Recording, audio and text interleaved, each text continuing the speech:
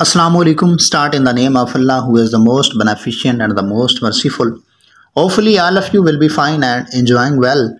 I am Muhammad Saklan, your English instructor, and today we are going to talk about one of the most important topic, and that is exercise of unit number 3 of 7th class subject English. तो आज के इस lecture के अंदर हम unit number 3 जो कि 7th class की इंग्लिश का है, जिसका नाम है अ नेशन स्ट्रेंथ, जो कि एक पोएम है जिसको विलियम राल्फ एमर्सन ने लिखा था। तो आज हम इस लेक्चर के अंदर इस पोएम का इस नज़म की एक्सरसाइज को सॉल्व करेंगे। तो चलते हैं आज के हमारे लेक्चर की तरफ, जो कि इस चैप्टर की अ नेशन स्ट्रेंथ की एक्सरसाइज पर मुश्तमिल है। तो सबसे पहले हम इस चैप्टर के कुछ इम्पोर्टेंट क्वेश्चन है, जो कि रीडिंग एंड क्रिटिकल थिंकिंग में है। तो answer the following question number 1 है, according to the poet what makes a nation strong. यानी कि पोएट के मुताबिक, इस शायर के मुताबिक, वो कौन सी चीज़ है जो एक नेशन को, एक कौम को स्ट्रॉन्ग बनाती है। तो ये टोटल 10 क्वेश्चन है, इनके जवाब मैंने नीचे लिखे हुए हैं, वो आप देख लें। यानी कि according to the poet what makes a nation strong. इसका जवाब कुछ इस तरह है, according to poet brave man who work hard make a nation strong. शायर के मुताबिक वो बहादुर आदमी हैं जो एक कौम को, एक नेशन को स्ट्रॉन्ग बना सकते हैं। उसके बाद क्वेश्चन नंबर 2 है, what is meant by a nation's pillars and its foundation and its foundation। कि जो लफ्ज़ नेशन पिलर इस पोएम के अंदर, इस नज़म के टेक्स्ट के अंदर इस्तेमाल किया गया है, उससे क्या मुराद है, एंड एक और लफ्ज़ फाउंडेशन जो कि इसी नज़म के अंदर इस्तेमाल किया गया है, उससे क्या मुराद है। तो फर्स्ट वन है, nation pillar means the strength of nation that protect it's against the attack of enemy. Nation pillar से क्या मुराद है, नेशन पिलर से मुराद एक कौम की ताकत है जो कि उसको, एक कौम को चौको चुबंद रखती है कब, जब दुश्मन उस पर अटैक करते हैं। उसके बाद and foundation means the stamina of its inhabitant which encourage it's pillar. Foundation से क्या मुराद है, वैसे फाउंडेशन का मतलब होता है बेस, बुनियाद। यहाँ पर इससे मुराद स्टेमिना ऑफ इनहेबिटेंट, यानी कि जो इस कौम के बाशिंदे हैं उनका जो स्टेमिना है, उनके अंदर जो सिक्कत है, लड़ने की ताकत की, जो हौसला है। Inhabitant which encourage to its pillar, जो कि इस पिलर के, इस कौम के जो पिलर हैं, उसको इनकरेज करते हैं। उसके बाद क्वेश्चन नंबर 3 है, in the first stanza the poet wonders about certain thing and what are they. अच्छा, पहले स्टांजा के अंदर पोएट कुछ चीज़ों के बारे में परेशान था, वंडर्स था, एंड व्हाट आर दे, और वो कौन सी चीज़ें हैं जिनके बारे में वो शायर परेशान था। The poet wonders at the height of pillar. शायर किस चीज़ पर परेशान था, wonders at the height of pillars, pillars की बुलंदी पर परेशान था। The strength of foundation of country and the things that can protect it against the attack of enemies who have crowded around it. The strength of foundation, और दूसरी किस चीज़ पर परेशान था, स्ट्रेंथ किसे कहते हैं, ताकत को। ऑफ फाउंडेशन मीन बुनियाद, बुनियाद की ताकत पर। ऑफ अ कंट्री, एक मुल्क की। And the thing that can protect, और वो चीज़ जो हिफाजत करती है, इट, एक कौम की, अगेंस्ट, के खिलाफ, किन के, द अटैक्स ऑफ एनिमीज, दुश्मनों के अटैक के खिलाफ। Who have crowded around it, जिसने एक क्राउड की शक्ल में एक हमारी कौम को, इस कौम को घेर रखा है। उसके बाद क्वेश्चन नंबर 4 है, व्हाट क्वालिटीज, वो कौन सी खूबियाँ हैं, खसूसियात हैं, मेक अ ग्रेट पीपल, जो एक कौम को, एक लोगों को अजीम बनाती हैं। Are these qualities associated with health, wealth और कैरेक्टर।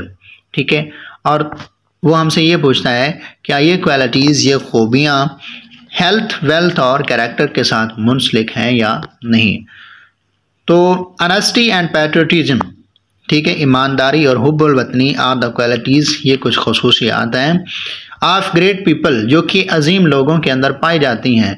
और दूसरे क्वेश्चन का, इसी क्वेश्चन के अंदर जो पूछा था उसने, are these qualities associated with wealth, health और characters? No, these qualities are not associated with health, character और स्पेशली वेल्थ, ठीक है। उसके बाद क्वेश्चन नंबर 5 है हमारे पास, what are the foundations on which are strong kingdom is built? ठीक है, वो कौन सी बुनियाद है जिसकी वजह से एक रियासत, एक किंगडम बनती है, बिल्ट होती है? The foundation of strong kingdom are built on the greatness and toughness of people, ठीक है, यानी कि लोगों की हिम्मत पर, उनकी इज्जत से, उनकी अजमत से क्या होती है, एक किंगडम स्ट्रॉन्ग होती है। It is built on their courage and truthfulness, उनकी रास्तबाजी, उनकी सच्चाई और उनके हौसले से बनती है। उसके बाद क्वेश्चन नंबर 6 है, what is the worth of worldly power and pride in the site of God? वो कहता है कि अल्लाह ताला के सामने, खुदा के सामने, ठीक है, दुनियावी जो ताकत है उसकी क्या अहमियत है? तो इसका जवाब कुछ इस तरह है कि when a nation become proud, जब एक कौम तकब्बर करती है, गरूर करती है, God turns it pride and glory to ashes at his feet, तो खुदा उसे ज़मीन बोस कर देता है, ठीक है। जब एक कौम गरूर करती है, तकब्बर करती है, तो खुदा क्या करता है, उसको तबाह बर्बाद कर देता है, उसको खाक में मिला देता है। उसके बाद क्वेश्चन नंबर 7 है हमारे पास, how does the last stanza fit into the overall structure of the poem? तो इसका जवाब कुछ इस तरह है, in this stanza the poet talked about those people who can make a nation strong and build a nation's pillars deep, ठीक है। इस स्टांजा के अंदर पोएट किन लोगों की बातें करता है? वो लोग जो एक कौम को स्ट्रॉन्ग बनाते हैं और एक कौम के जो पिलर हैं उनको मजबूत बनाते हैं। उसके बाद, can wealth alone make a nation great and strong? क्या सिर्फ दौलत एक कौम को अजीम और मजबूत बना सकती है? No, wealth can not make a nation great and strong. नहीं, बिल्कुल नहीं, दौलत कभी भी एक कौम को अजीम और मजबूत नहीं बना सकती। Only honest and patriotic people can do so because material wealth is not permanent, ठीक है। वो कौन सी चीज़ है जो बना सकती है? वो है ऑनेस्ट, ईमानदारी, एंड पैट्रियाटिक पीपल, ठीक है। हुब्बुल वतन लोग जो होते हैं, कैन डू, वो कर सकते हैं, सो बिकॉज, उसकी वजह ये है, मटेरियल वेल्थ, दुनियावी दौलत, इज़ नॉट परमानेंट, हमेशा रहने वाली नहीं है, वो क्या है, टेम्परेरी है, आर्जी है, ठीक है। उसके बाद क्वेश्चन नंबर 9 है हमारे पास, paraphrase the second last stanza in simple language, ठीक है। जो हमारे पास सेकंड लास्ट स्टांजा है उसको हमने सिंपल लैंग्वेज में कन्वर्ट करना है। तो इसका जवाब कुछ इस तरह है, in the second last stanza the poet criticize, वो तनकीद कर रहा है, ऑन मटीरियलिस्टिक वर्ल्ड, दुनियावी दौलत पर। He says the one thing which can make a nation strong is the individual truthfulness, ठीक है, honesty, bravery, stand fastness instead of God, power and pride. वो कहता है कि एक कौम को क्या चीज़ मजबूत बना सकती है? वो है एक इंडिविजुअल की ट्रूथफुलनेस, उसकी ऑनेस्टी, उसकी ब्रेवरी, उसकी स्टैंड फास्टनेस, ठीक है, बजाय इसके गोल्ड यानी कि सोना, पावर एंड प्राइड, ठीक है। उसके बाद क्वेश्चन नंबर 10 है जो कि लास्ट है हमारे पास, what are the qualities of brave man described in the poem? तो इसका जवाब कुछ इस तरह है कि the brave man work hard while others sleep, ठीक है। जो बहादुर लोग हैं वो काम करते हैं जबकि दूसरे उस वक्त सो रहे होते हैं। वाइल अदर फ्लाई, बाकी लोग उड़ जाते हैं, वहाँ से भाग जाते हैं। द ब्रेव डेयर, जो बहादुर होते हैं वो सामना करते हैं, वो हिम्मत दिखाते हैं। दे देयरफॉर, इसीलिए वो कैन मेक, बना सकते हैं, नेशन ग्रेट, एक कौम को अजीम एंड स्ट्रॉन्ग और मजबूत। उसके बाद नेक्स्ट क्वेश्चन है हमारे पास, guess the meaning of the following word and then compare with them with their dictionary meaning. हमारे पास कुछ वर्ड दिए गए हैं, तो हमने क्या करना है, इनके डिक्शनरी मीनिंग फाइंड आउट करने हैं। Defy mean fight against, foes mean enemies, shock mean fright, shaft mean poles, rust mean corrosion यानी कि गल जाना, ठीक है। Decay mean destruction, lustre mean brightness, dare mean courage और ऐश मीन डस्ट। उसके बाद हमारे पास वोकैबुलरी एंड ग्रामर है। सेलेबल, तो यहाँ पर सेलेबल किसे कहते हैं? Syllable is a part of word that contains a single vowel sound, ठीक है। सेलेबल क्या होता है? एक पार्ट ऑफ वर्ड होता है जिसके अंदर सिर्फ एक वावल साउंड होती है, and is pronounced as a unit, और उसको यूनिट के तौर पर प्रोनाउंस किया जाता है, बोला जाता है। फॉर एग्जाम्पल बुक, ठीक है। बुक के अंदर ये किस चीज़ की? एक वावल, बुक की यानी कि वावल की साउंड दे रही है। हैज़ वन सिलेबस, इसके अंदर सिर्फ एक सिलेबस है। वंडर, ठीक है। वंडर, तो वंडर के अंदर 2 सिलेबल हैं, वन और डर। एंड सेप्टेम्बर, तो यहाँ पर इसके कितने सिलेबल? 3 सिलेबल हैं। नंबर 1 सेप, उसके बाद टेम और उसके बाद बर, सेप्टेम्बर, ठीक है। ठीक है, तो यहाँ पर उसने पहले बात ये की है सिंगल वावल साउंड। तो यहाँ पर अगर सेप के अंदर देखें से, टेम और बर। उसके बाद हमारे पास कुछ ये वर्ड दिए गए हैं, तो हमने क्या कर रहे हैं, इनके अंदर सेलेबल ढूंढने हैं, ठीक है। तो first saleable word, second saleable word और थर्ड सेलेबल वर्ड। तो ये मैंने सारे लिखे हैं, आप नोट कर सकते हैं। Sweet, rust, gold, white, salt, ये इनके अंदर सिर्फ एक सेलेबल है। उसके बाद 2 सेलेबल वर्ड वो कौन कौन से हैं? किंगडम, विक्टोरी, माइट, गोल्ड और सॉरी गोल्ड नहीं होना, ये गलती से यहाँ पर लिख दिया गया है, और ओपिनियन। उसके बाद फाउंडेशन, रिमेंबर, इनके अंदर 3 सेलेबल हैं। एक्सरसाइज, हैप्पीनेस और अबाइडिंग।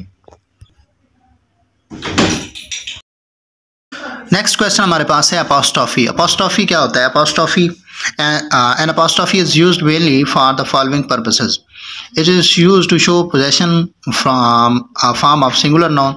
ये यानी कि एक सिंगुलर नाउन की मलकियत को ज़ाहिर करने के लिए इस्तेमाल होता है। उसके बाद it is used to show mention of letter, और लेटर एसिप एंड कंस्ट्रक्शन, यानी कि बनावट के दरमियान किसी जब आप किसी लेटर को कंप्लीट नहीं लिखना चाहते, उसको शॉर्ट फॉर्म में लिखना चाहते हैं, तो वहाँ पर भी ये अपोस्ट्रोफी यूज़ होता है। उसके बाद it is used to at the end of the plural noun to show possession. तो ये प्लूरल नाउन यानी कि इसमें जमा के एंड पर पोजेशन को, मलकियत को ज़ाहिर करने के लिए भी इस्तेमाल किया जाता है, ठीक है। जिस तरह द बॉयज़ पैरट, ठीक है, तो बॉयज़ ज़्यादा है, प्लूरल नाउन है। पैरट में तोते। The babies toy, babies toy यानी कि बच्चों के खिलौने। तो यहाँ पर ये कुछ स्टेंसेस हैं जिनके अंदर मैंने अपोस्ट्रोफी यूज़ किया है। दे आर, तो दे आर को हम शॉर्ट फॉर्म में लिखने हैं, they are. The guards cap, ठीक है, the guards cap.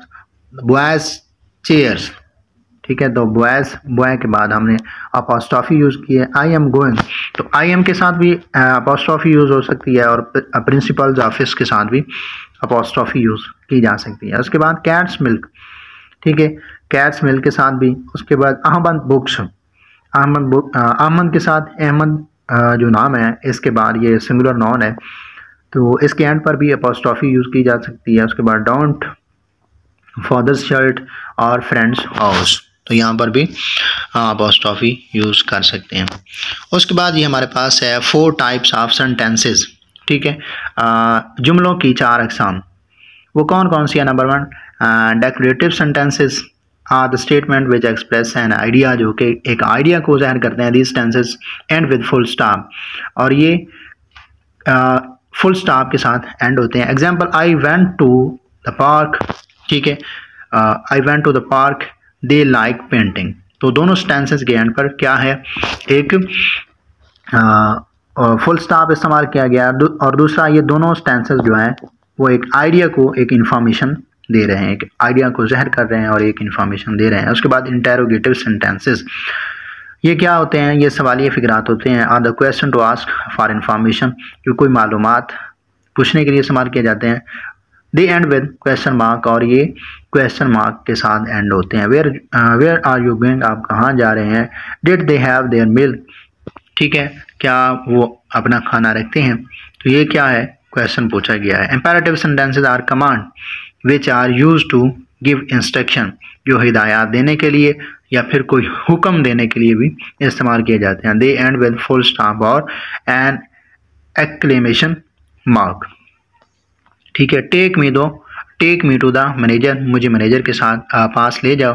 Park you car here, park you car here, आप अपनी कार यहाँ पार्क कर सकते हैं। उसके बाद exclamatory sentences express strong emotion, जो क्या करते हैं, इमोशन को, फीलिंग को ज़ाहिर करते हैं। They end with exclamation mark, what a lovely sight. ठीक है, तो यहाँ पर इसके कुछ सेंटेंसेस हैं। The house is near the post office, ये कौन सा है, डेक्लेरेटिव सेंटेंस है। Would you hand me the ruler, तो ये कौन सा है, इंटरोगेटिव है, क्योंकि इसके एंड पर क्या आया है, क्वेश्चन मार्क क्या है। Right your name at the top of the page, तो ये कौन सा है, इंपेरेटिव सेंटेंस है, यानी कि हुक्मिया फिक्रा है। How beautiful this flower is, ये कौन सा है, एक्सक्लेमेटरी सेंटेंस है।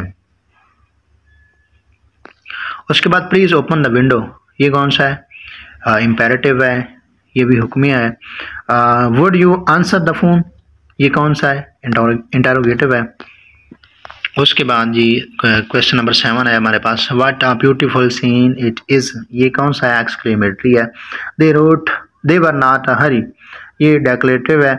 उसके बाद look both ways before you cross the street, ये कौन सा है, इंपेरेटिव है। Do you know their address, क्या आप उनके एड्रेस जानते हैं, तो ये कौन सा है, इंटेरोगेटिव सेंटेंस है। तो ये था आज का हमारा लेक्चर, जिसके अंदर हमने यूनिट नंबर 3 जो कि 7th क्लास की इंग्लिश का था, इसकी हमने कंप्लीट